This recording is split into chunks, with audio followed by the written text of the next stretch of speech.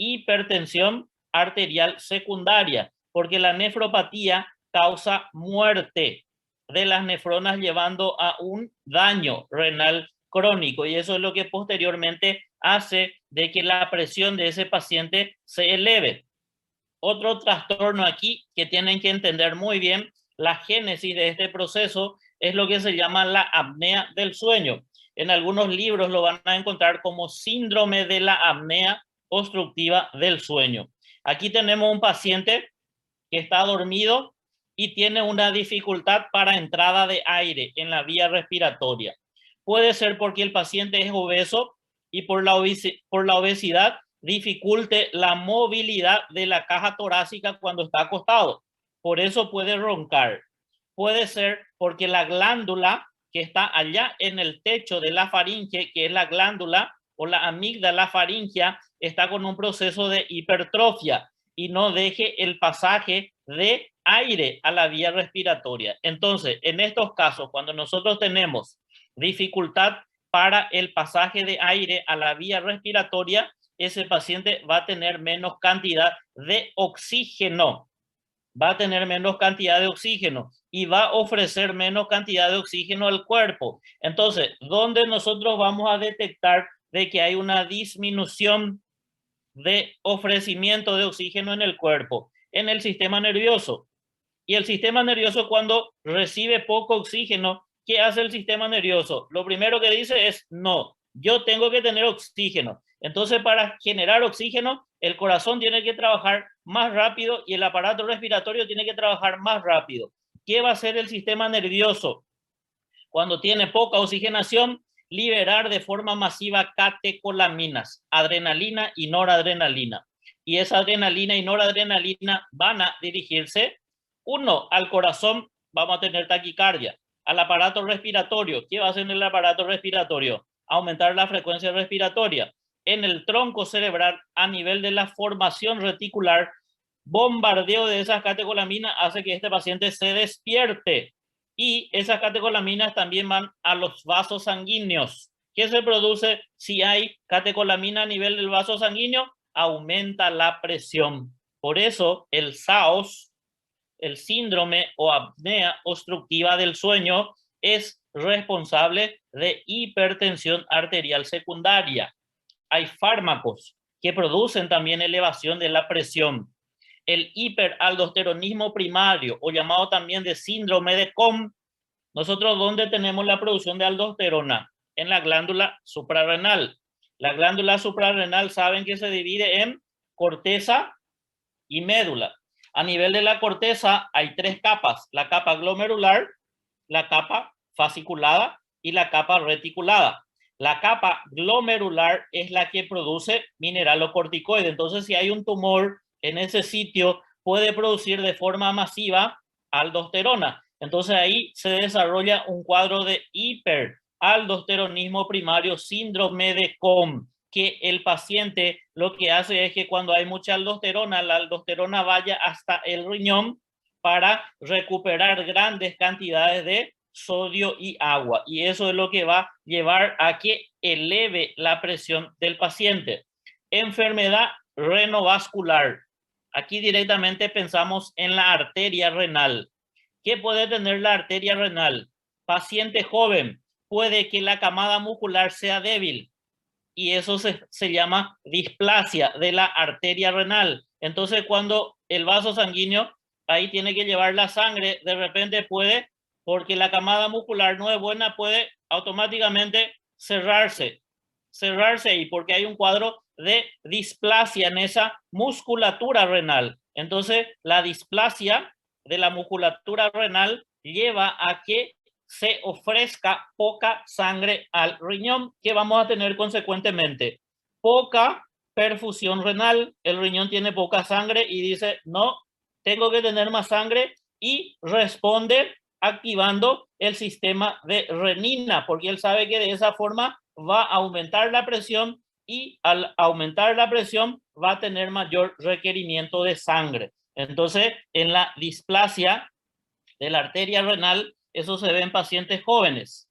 Ahora, en el paciente que es añoso, no va a ser un cuadro de displasia. Si nunca tuvo, no va a presentar. Esta es una anomalía que el paciente ya nace con esto y en algún momento, cuando es joven, desarrolla entonces la alteración. Pero en el paciente añoso, nosotros sabemos que ese vaso sanguíneo renal puede formar una placa de ateroma en ese sitio. Y justamente porque hay una presión alta. Entonces imagínense en ese vaso una formación de placa de ateroma. ¿Qué vamos a tener? Que la luz del vaso sanguíneo va a disminuir y va a haber menos ofrecimiento de sangre hacia el riñón. Y si ofrecemos menos sangre al riñón, ¿qué es lo que vamos a tener ahí? El mismo mecanismo. El riñón va a producir renina para alzar la presión para que tenga mayor cantidad de flujo. Tratamiento crónico con los esteroides y el síndrome de Cushing y la enfermedad de Cushing también es la que van a generar cuadros de elevación de la presión. Feocromocitoma, médula de la glándula suprarrenal. Ahí tenemos nosotros unas células que son las células cromafines. Y si hay un tumor en ese sitio, ese tumor es llamado de feocromocitoma. Y es el que va a producir grandes cantidades de catecolaminas. Y si tengo muchas catecolaminas, ya sabemos el resultado. Coartación de la aorta, una estenosis, haciendo de que haya una menor oferta de sangre para todo el cuerpo. ¿Quién va a tener menos oferta de sangre también? El riñón, mismo mecanismo. Glándula tiroides y paratiroides también. ¿Qué tenemos con la glándula tiroides? Que tiene que regular el metabolismo celular de todas las células del cuerpo. Hay que regular el metabolismo. Si trabaja de forma exagerada, hay una aceleración. El paciente tiene taquicardia, el paciente tiene presión alta, el paciente tiene irritabilidad nerviosa, todas las funciones están aceleradas. Si hay bradicardia, si hay hipotiroidismo, todas las funciones van a estar disminuidas. Bradicardia, disminución de la frecuencia respiratoria, pero la presión se eleva. Así mismo. ¿Por qué se eleva la presión? Porque si el corazón comienza a trabajar de menos, va a salir menos cantidad de sangre. Y para que no baje la presión y perfunda los órganos, la liberación aquí de catecolaminas hace de que eleve la presión a nivel de los vasos sanguíneos. El paciente pulsa con bradicardia y presión arterial elevada. Hay una presión arterial elevada diastólica. El paciente con hipotiroidismo presenta hipertensión diastólica. Entonces, cuando rindan un examen el día de mañana, ahí tienen que saber de que el hipotiroidismo es agente causal de hipertensión, no hipotensión. Hay una presión sistólica baja, pero la presión diastólica está alta ahí, porque el cuerpo está respondiendo para tratar de compensar la perfusión a nivel de órganos del cuerpo. Entonces, esta clasificación es muy, muy importante que manejen. Primaria, la mayor parte de la hipertensión multifactorial, buscamos entre pacientes entre 30 y 50 años, y la secundaria a una enfermedad que esté presentando ese paciente. Vamos a buscar en pacientes menores de 30 años y mayores de 50 años. Ahí es donde vamos a encontrar principalmente a las patologías con las edades comprendidas en cada uno. Muy bien, ahora vamos a tratar de entender qué es lo que está pasando Doctor, en el cuerpo. Sí. un minuto. Permiso, doutor. Então, Pode falar.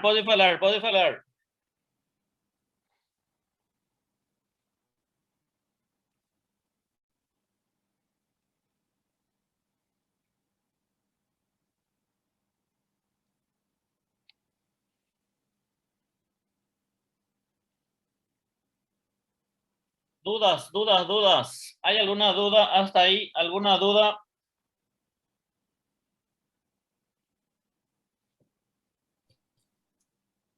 Doctor, creo que la internet del compañero se cortó. Es serio, cuando él iba a preguntar ahí, meu Deus. Sí. Muy bien. Dudas, dudas, dudas. Vamos a ver si aquí alguien tiene alguna duda para seguir. Hipotiroidismo es causante de hipertensión, Kenio. Asimismo, hipotiroidismo genera hipertensión arterial diastólica. Eso ahí, eso ahí. Otra duda, otra duda, otra duda. Seguimos, seguimos, seguimos. Muy bien, vamos a seguir entonces. Vamos a ver entonces la fisiopatología en la génesis de la hipertensión arterial primaria. Entonces dijimos que es multifactorial. Tenemos factores de riesgo que llevan a la génesis. ¿Por qué una persona lleva a tener la presión elevada? Entonces, ya describimos esos factores de riesgo. El principal factor de riesgo que hay es la mala alimentación y el exceso del consumo de sal. El exceso de consumo de sal. Eso es lo principal y fundamental que tenemos que entender. Entonces, los factores de riesgo, la mala alimentación, el exceso de consumo de sal en este individuo, principalmente es lo que va a llevar a que el riñón detecte de que hay elevada concentración de sodio en el cuerpo. Y nosotros tenemos entonces a nivel renal un detector de niveles de concentración de sodio. Y ese detector de niveles de concentración de sodio se llama mácula densa, que es un engrosamiento de las células del túbulo contorneado distal en contacto con la arteriola aferente y eferente. Entonces el túbulo contorneado distal en contacto con estas células tienen un engrosamiento en su estructura y forman la llamada mácula densa. Y la arteriola aferente y eferente también tienen un engrosamiento y forman la llamada células o aparato justaglomerular. Entonces tenemos ahí que el riñón detecta que hay una elevada concentración de sodio y el riñón entonces dice, aquí hay mucho sodio. Entonces mi amiga célula justaglomerular va a tener que hacer algo para poder combatir esta elevada concentración de sodio. Entonces, ¿qué es lo que hace la célula justaglomerular? La célula justaglomerular, que es el engrosamiento de esas células que están en la arteriola aferente y eferente, son las gran productoras de la enzima que inicia todo este proceso y círculo vicioso para que el paciente desarrolle hipertensión. Entonces, la célula justaglomerular es la célula que tiene que producir renina. Renina es una enzima producida por la célula justaglomerular. El hígado se encarga de producir una proteína que se llama angiotensinógeno. El angiotensinógeno es una proteína que tiene 14 moléculas de aminoácido en su estructura. La renina lo que hace con el angiotensinógeno es cortar cuatro moléculas de su cadena. ¿Para qué? Para convertir el angiotensinógeno en angiotensina 1. Ahí tenemos la angiotensina 1, formada entonces por la ruptura del angiotensinógeno por la renina. Tenemos la angiotensina 1. Esta angiotensina 1 va a estar en el torrente sanguíneo y en algún momento va a pasar por el pulmón. Y ahí a nivel del pulmón, a nivel del endotelio del pulmón, nosotros tenemos la famosa enzima convertidora de angiotensina, que lo que va a hacer es convertir esta angiotensina 1, esta ECA, lo que hace es convertirla en angiotensina 2. De esta forma, tenemos la génesis de la angiotensina 2. ¿Qué tenemos ahí? Que se está produciendo angiotensina 2 y estamos comiendo más sal y hay más sodio y vamos a producir mayor cantidad de angiotensina 2 y vamos a comer más y más angiotensina 2. La angiotensina 2 se va a dirigir a tres lugares. Primero, la angiotensina se dirige a nivel de los vasos sanguíneos. Los vasos sanguíneos tienen receptores para angiotensina 2. Entonces, la angiotensina 2, que se dirige a nivel de los vasos sanguíneos, ¿qué es lo que va a hacer la angiotensina 2? Aumenta la resistencia vascular periférica. Entonces, hace de que ese vaso sanguíneo disminuya el calibre. Si el vaso es grande, lleva mucha sangre, pero no con mucha presión. Si el vaso sanguíneo es pequeño, lleva poca sangre, pero con mucha presión. Y la angiotensina 2, al actuar sobre los vasos sanguíneos, lo que causa es disminuir el calibre de esos vasos sanguíneos, llevando a un aumento de la resistencia vascular periférica. Posteriormente, la angiotensina 2 se va ¿hasta dónde? ¿Hasta dónde tiene que ir? A la suprarrenal, para estimular ¿a quién? A la capa glomerular. ¿Qué hace la capa glomerular? Mineralocorticoides. Y dentro de los mineralocorticoides, el importante aquí, la aldosterona. ¿Para qué? Ya hay un problema porque hay mucho sodio y aquí la aldosterona lo que hace es recuperar más sodio y consecuentemente va a recuperar más líquido. Y también la angiotensina 2 se dirige a nivel del hipotálamo en los núcleos supraópticos. ¿Qué es lo que la angiotensina 2 va a hacer ahí? Va a estimular la liberación, la secreción y la liberación de la hormona antidiurética. Entonces nosotros tenemos aquí aumento de la resistencia vascular, retención de sodio y de agua, retención de más agua. Todo crea un círculo vicioso para que haya un aumento de la presión arterial. Entonces, todo esto es la génesis para que el paciente desarrolle la hipertensión arterial primaria o esencial. Entonces veo yo aquí todo este mecanismo. Veo la enzima convertidora de angiotensina, veo que la angiotensina puede unirse a los vasos sanguíneos y de ahí puedo estudiar los medicamentos que voy a utilizar para bloquear todo este proceso. ¿Qué puedo usar de medicamento? Puedo usar un medicamento aquí que inhiba la conversión de angiotensina 1 en angiotensina 2 y ese medicamento se llama IECA, inhibidor de la enzima convertidora de angiotensina. ¿Qué es lo que va a hacer? Inhibir de que se forme angiotensina 1 en angiotensina 2. Si yo no tengo angiotensina 2, no voy a tener todo este círculo vicioso. Por eso es que el IECA baja la presión. El IECA actúa a nivel del pulmón. Por eso puede retener, acumular bradicinina y desarrollar tos en el paciente. De ahí es que el paciente que inicia tratamiento con IECA y comienza a toser, ustedes ya saben que el fármaco está generando una reacción adversa a nivel pulmonar, generando retención o acúmulo de bradicinina y eso es lo que le causa tos al paciente. El paciente no va a poder tomar ahí el IECA, va a tener que usar otro medicamento. ¿Qué otro medicamento puedo usar? Si yo no puedo tomar IECA, puedo tomar un medicamento que va a actuar aquí a nivel de los vasos sanguíneos, que es donde actúa la angiotensina 2. Y el medicamento se va a llamar antagonista de los receptores de angiotensina 2 o BRA, bloqueador de los receptores de angiotensina 2. ¿Dónde van a actuar?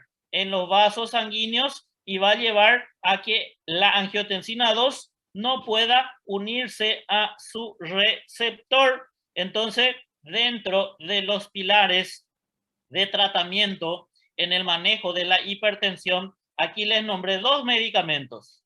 IECA, toda la familia de priles, enalapril, captopril, todos los priles que conocen. Y los BRA, todos los medicamentos que sean sartanes. Los sartán val, sartán cande, sartán temi, sartán, todos los sartanes son de esa categoría. Entonces, de esa forma no hay vasoconstricción, pero hay una retención de agua. Por eso es que se agrega un diurético y se puede manejar la hipertensión con diuréticos, siempre y cuando no sea furosemida. Entonces, un diurético de ASA no se utiliza en el manejo de hipertensión. el diurético de elección que se utiliza es el diurético tiacídico.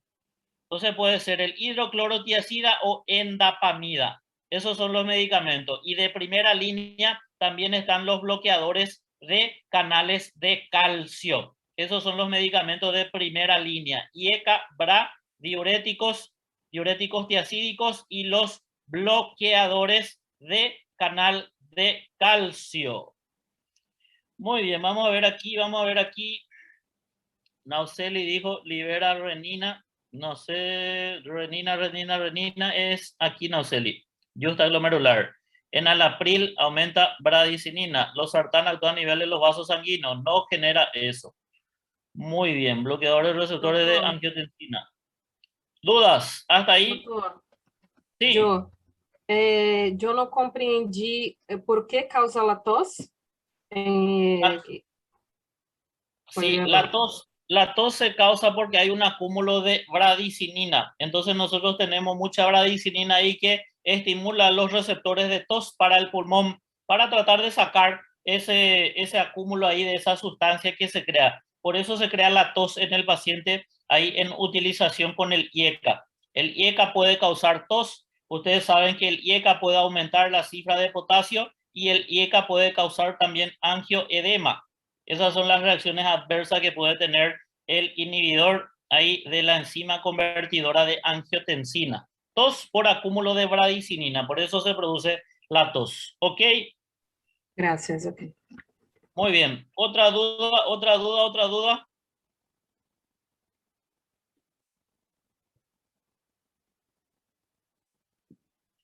Dudas, sin dudas.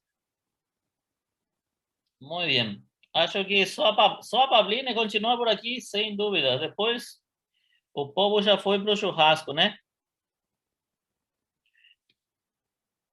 IECA bloquea enzima convertidora. Vamos a ver aquí. IECA bloquea enzima. Sí, isso aí, Kenio. Isso aí. Degrada la bradicinina. Muy bien. O pessoal tá por aqui. Tá uns quantos, uns pouquinho, né? Uns pouquinho. Duvido que passem 10 pessoas aqui, mas estamos juntos. Quem tá aqui tá para aprender. Quem não tá aqui tá curtindo a vida, né? Muy bien. Excelente. Vamos a continuar. Vamos a darle información de valor. Entonces, el día de mañana, cuando estén en sus prácticas clínicas, vocês têm que manchar muito bem no assunto. Não depois ficando aí no hospital e o pessoal pergunta por que tem hipertensão. Ah, não sei por quê, doutor. Não, vocês têm que conhecer muito bem. Entonces, entendiendo bien el mecanismo fisiopatológico es fácil. El propio sodio en la sangre causa hipertensión también, y si está elevado va a causar, Eric, si está elevado. Si no está elevado, si está en su concentración normal, no. Sodio, tenemos nosotros ahí una concentración normal, entre 135 a 145. Es un valor normal.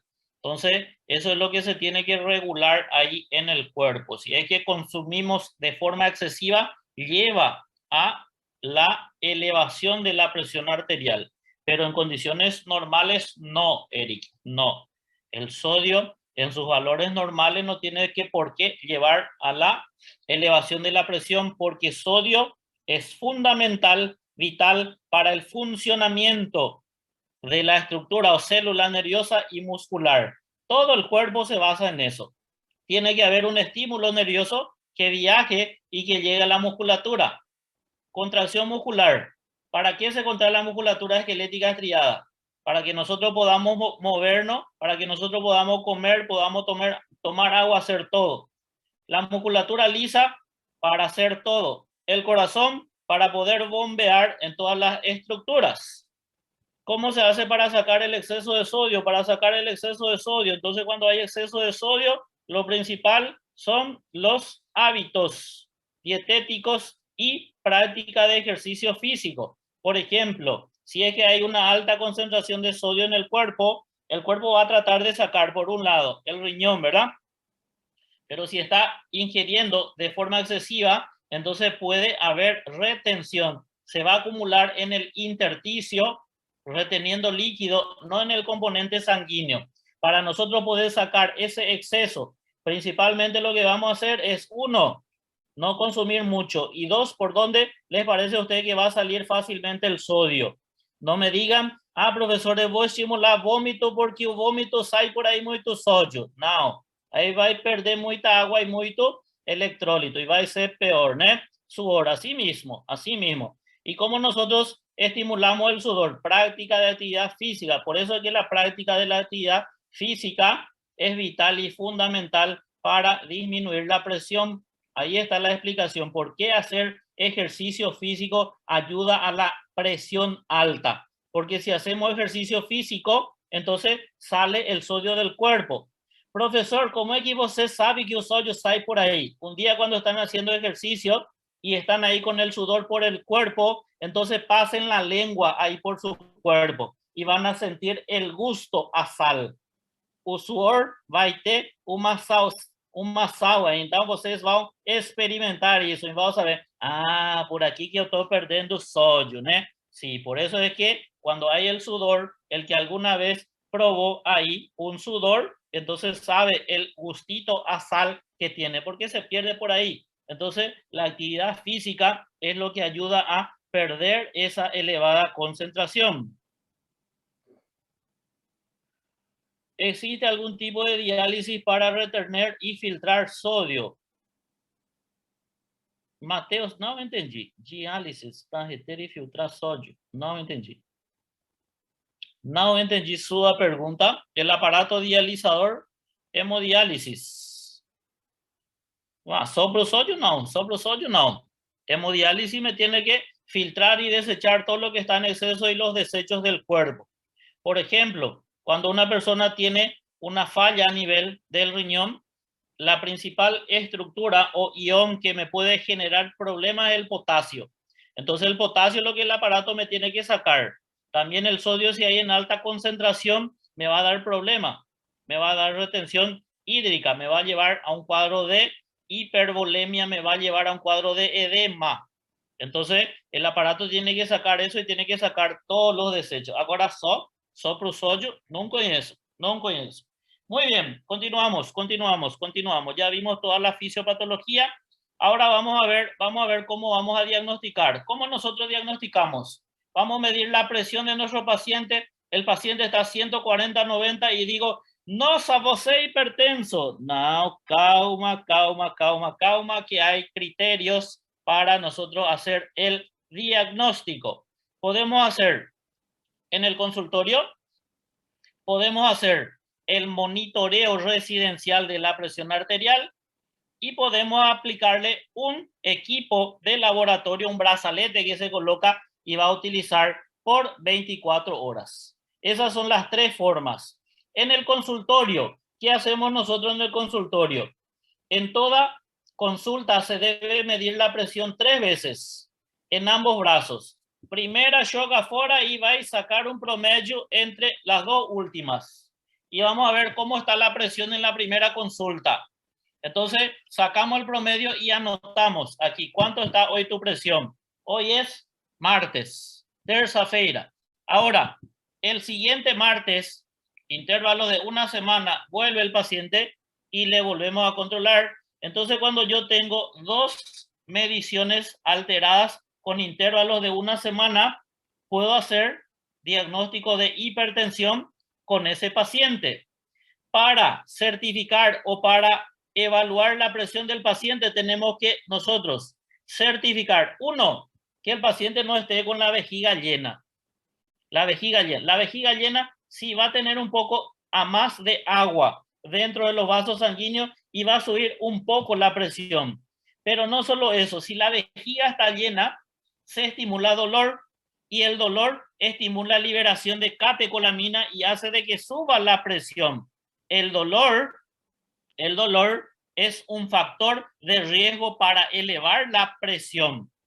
El paciente que hizo una actividad física intensa, ¿cómo va a estar su presión? ¿Va a estar baja? No, va a estar alta la presión de ese paciente porque en una actividad física tiene que perfundir mejor. el paciente no tuvo que haber comido antes, no tuvo que haber bebido alcohol, café, cigarrillo, nada de eso, nada, nada, nada, nada, absolutamente nada.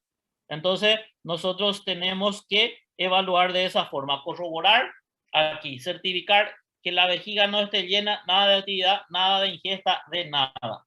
2 mediciones, o sea que vamos a tener 2 mediciones con intervalos separados de 1 semana. Voy a medir hoy, ¿cómo mido? ¿Una vez? No, 3, ¿no? La primera voy a jogar fuera porque ahí puedo tener de que el paciente está un poco nervioso y eso hace de que eleve un poco la presión y así. Ahora medir en ambos brazos. No tiene que haber diferencia de presión de sistólica de 20 milímetros del brazo derecho con el izquierdo y de 10 milímetros de diastólica en ambos brazos. No tiene que haber esa diferencia. Si no, ya pensamos en otra patología.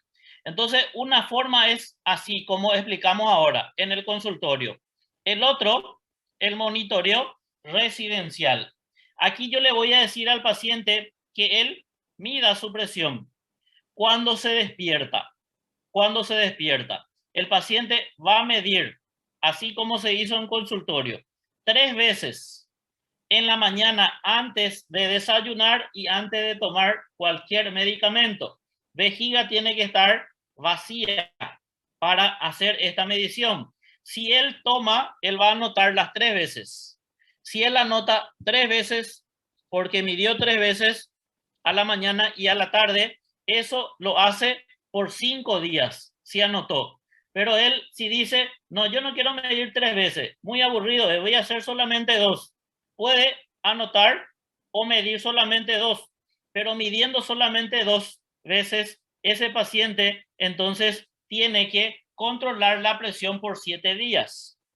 Midiendo 3 veces, 3 tomas, lo hace por 5 días y midiendo solamente por 2, entonces lo hace por 7 días. Y hablamos de monitoreo residencial alterado cuando la presión está mayor o igual a 135 a 85. Eso es porque está alterado el monitoreo residencial de la presión. Y el otro es el mapa. El mapa es un monitoreo ambulatorio donde se coloca un equipo, un brazalete ahí y el paciente esto va a utilizar 24 horas. La gran diferencia aquí es que esto no me va a evaluar durante el sueño.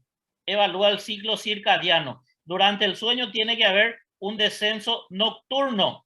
Tiene que haber un descenso nocturno en ese paciente. Entonces, miren aquí, cuando yo voy a identificar o indicar a mi paciente monitoreo residencial, cuando el paciente se fue a consultar conmigo y no me cierra muy bien el diagnóstico, no me cierra muy bien, puede pasar 2 cosas. Primero, el paciente tiene miedo al médico y ese cuadro de miedo libera catecolamina y sube la presión. Va a tener, toda la vez que vea al médico, va a tener un ascenso de la presión. Eso se llama hipertensión do aventao branco o hipertensión de la bata blanca. O puede que se vaya junto al médico y la presión esté normal. Y el médico hace un fondo de ojo en el paciente y ve algo extraño a nivel retiniano. O pide un electrocardiograma y el electrocardiograma viene con sobrecarga ventricular izquierda, pero su presión está normal. Entonces, nosotros indicamos de que haga un control en la casa, un control estricto para nosotros cerrar el diagnóstico con este paciente. Entonces, indicación, confirmar nuestro diagnóstico, identificar hipertensión de la bata blanca, identificar hipertensión enmascarada, verificar el tratamiento del paciente, si él está tomando bien su remedio y mantiene las cifras aquí que vamos a describir enseguida por edades, y confirmar lo que se llama la hipertensión arterial resistente. Es aquel paciente que toma tres medicamentos para controlar la presión y uno de ellos es un diurético tiacídico, y a pesar de las 3 medicaciones que está tomando, el paciente mantiene cifras elevadas. Eso se llama hipertensión arterial resistente. Y el mapa, cuando tengo sospecha, de hipertensión de bata blanca también, hipertensión enmascarada. Cuando hay una variación en la presión de consultorio, el paciente tiene hipotensión postural, postprandial o inducida por fármaco. En hipertensión resistente también y disfunción autónoma. Algo muy importante aquí, pregunta de examen. No se utiliza mapa para buscar hipertensión secundaria, ¿ok? Mapa no se utiliza para buscar hipertensión secundaria. Hipertensión secundaria van a tener que buscar de otra manera, no con el monitoreo aquí de un brazalete especial. Mapa alterado, entonces es cuando hay la media de 24 horas, 130-80. En vigilia, 135-85. Durante el sueño, mayor de 120-70. Esto ya es mapa alterado.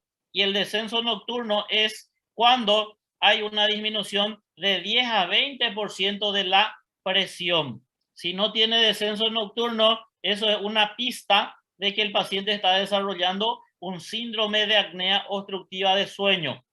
Una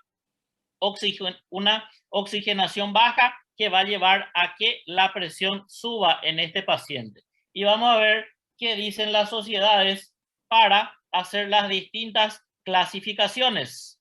Entonces aquí la revista científica americana, el Journal, desde muchísimo tiempo ya sacó la clasificación para el manejo de la hipertensión. Aquí tenemos lo que era lo de antes. Journal 4. Aquí tenemos el Journal 5. También no es una clasificación utilizada. Aquí tenemos el Journal 6. Aquí algo para que anoten. Hipertensión estadio 1, estadio 2 y estadio 3. Los cuadros hipertensivos son los mismos cuadros que se utilizan en el Brasil. Entonces en Brasil se utiliza hipertensión estadio 1, hipertensión estadio 2 y la hipertensión estadio 3.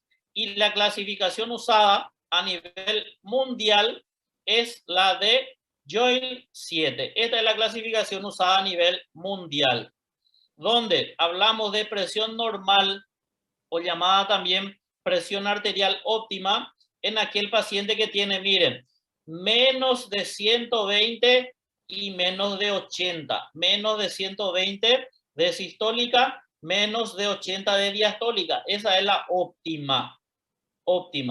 El paciente estadio prehipertensivo, entonces es 120 hasta 139, 80 hasta 89. Y estas dos clasificaciones tienen que agregarle a la hipertensión de la Journal 6 para tener la hipertensión de la clasificación de la Sociedad Brasilera de Cardiología.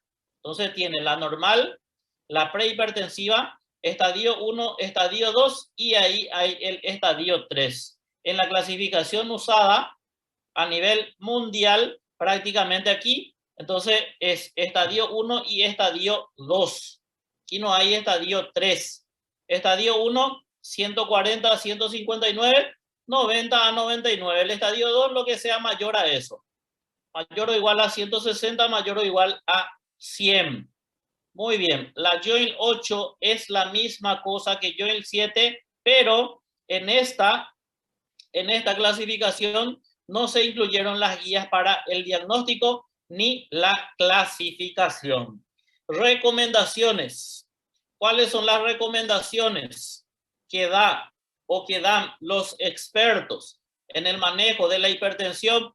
Recomendación número 1, que en los pacientes que tengan 60 o más años, la presión esté menos de 140-90, que no esté por encima de eso. Y tampoco quieran que en esos pacientes la presión esté menos de 120 o menos de 80. Recuerden que con el correr del tiempo, con el correr de los años, los vasos se van esclerosando. Entonces, de por sí, tiene que subir un poco la presión para que pueda llegar la sangre al órgano para poder nutrir a ese órgano. Esa presión menor de 120-80 en un paciente mayor de 60 años puede significar un cuadro de shock, que es cuando estamos ofreciendo menos cantidad de sangre al paciente. Entonces, aquí lo que se busca es que no supere los 150/90. Recomendación grado A. Recomendación coronaria, paciente con antecedente o enfermedad coronaria. Presión arterial. La presión arterial sistólica tiene que ser menor a 140. Esa es la recomendación. Entonces, cuando hay un síndrome coronario, la recomendación es que la presión esté menos que 140 milímetros de mercurio en la sistólica. La diastólica, menos de 90 en los pacientes menores de 60 años. Entonces, los menores tienen que tener ya aquí una diastólica menos de 90, porque recuerden que el corazón se nutre en diástole. Entonces, el paciente joven no tiene que tener una presión diastólica elevada. Hipertensión diastólica es 90 o más, ¿verdad? Entonces, aquí en los menores tiene que ser menos de 90 para que no haya una dificultad de nutrición en el miocardio. Sistólica menos de 140 en los pacientes menores de 60 años. Recomendación 4. Pacientes que tienen enfermedad renal crónica. Mantener cifras de presión menos de 140/90. Recomendación 5. Diabéticos. La misma cosa. Menos de 140/90. Recomendación 6. En la raza negra, esto también se cambió. No se dice más paciente o persona de raza negra. No sé si es mejor llamarlo así que la nueva denominación. La nueva denominación es decirle a estos pacientes, pacientes de raza no blanca. Parece más discriminativo decirle raza. ¡Ey, você no branco! No, es muy feo, ¿no? Parece que está discriminando más. Entonces, la recomendación de las personas ahí de color, vamos a decirle aquí, es utilizar un bloqueador de canal de calcio. Bloqueador de canal de calcio porque la presión ahí es más fuerte de controlar en estos pacientes. Raza negra, iniciar con diurético y un calcio antagonista, bloqueador de canal de calcio. Recomendación 8. IECA o BRA es lo que se utiliza en el paciente con enfermedad renal crónica. Si no llega a la meta, recomendación 9 dice, si no se llega a la meta, se tiene que aumentar la dosis de la medicación. Si no ha llegado a la meta con una droga, entonces se agrega otro medicamento o se alza la dosis de la medicación. Muy bien. Si no se llega a la meta, se agrega una tercera medicación. 3 medicamentos para nosotros controlar la presión. Si no se controla con 3 medicamentos, el diagnóstico, hipertensión arterial resistente. No, nunca se da IECA y BRA junto. Nunca se da, entonces, inhibidor de enzima convertidora con bloqueador de los receptores de angiotensina 2. Y por último, vamos a ver qué dicen los europeos. Aquí está su clasificación. ¿Qué ellos tienen? Tienen la óptima, tienen la normal, alta, estadio 1, estadio 2, estadio 3. Lo que ya nosotros hacíamos antes. Esa es la clasificación ahí del 2013 en el manejo de la hipertensión de los europeos. Y aquí las recomendaciones que tiene entonces para el manejo de la hipertensión arterial. Muy bien, dudas, preguntas. Professor, já que não pode utilizar nunca o BRA e o IECA juntos, na hora que você, por exemplo, o paciente começou a apresentar muita tosse, então você precisa substituir o IECA. Quanto tempo você deve esperar para introduzir um BRA no paciente? Y generalmente la siguiente consulta se marca unos 15 días. 15 días para nosotros poder ver la respuesta al tratamiento. En esos 15 días nosotros ya vamos a ver si es que el paciente tuvo ahí una reacción adversa del medicamento. Entonces ya le preguntamos si es que comenzó a tener tos. Entonces enseguida se le cambia el medicamento. No puede usar IECA y pasa a utilizar el bloqueador del receptor de angiotensina 2. ¿Ok? Perfeito, obrigado, professor. Muy bien, Pauline, doutor, ¿posible pasar o slide para o del... Não, Pauline, não. Tá no livro, Pauline, tá no livro, tá tudo no livro.